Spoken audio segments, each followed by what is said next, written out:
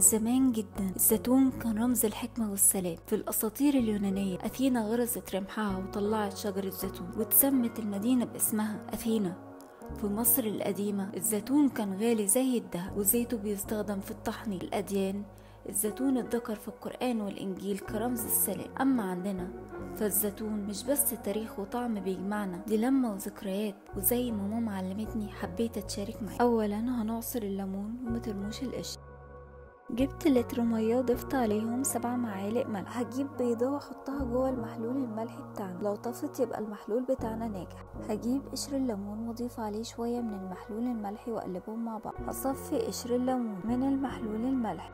هقطع الثوم حلقات واحطه في بوله واقلبه مع الزيتون والكرفس والجزر والفلفل، وابتدي اضيفه للبرطمان الازاز بتاعنا.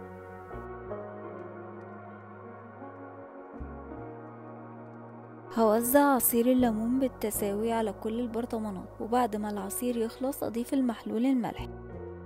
هاخد قشر الليمون واغطي بيه السطح بتاع البرطمان. اغطي البرطمان بكيس نايلون وقفلت عليه بالغطاء علشان اضمن ان مفيش اي هواء يدخل جوه الزيتون.